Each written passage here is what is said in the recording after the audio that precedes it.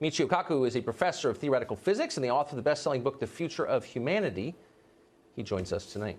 Thanks so much, Professor, for coming on. So with this announcement by the United States Navy, what has changed? What is different now that they've said this?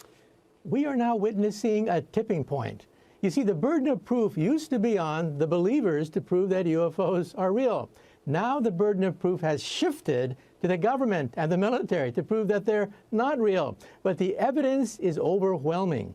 We have all this information from U.S. Navy pilots. We now have metrics. We can actually measure how fast they travel, how high they are, what kinds of centrifugal forces that they can experience.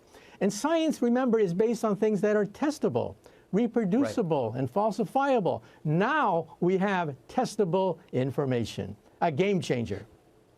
So given what we know about their physical behavior, about the physics involved in the way these aircraft fly, what do you think the chances are they were created by human beings?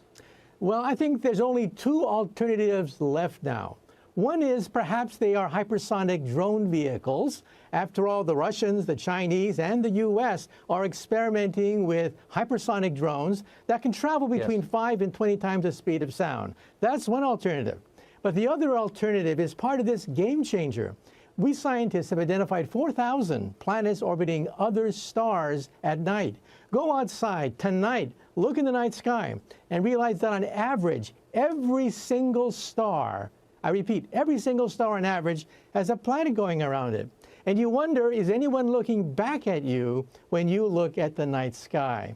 So we have two game changers. We now realize that there could be over 1 billion Earth-like planets in our own backyard, and we can now measure the velocity of these objects. They travel between Mach 5 and Mach 20.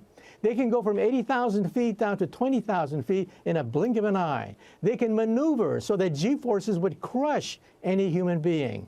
All of it on videotape.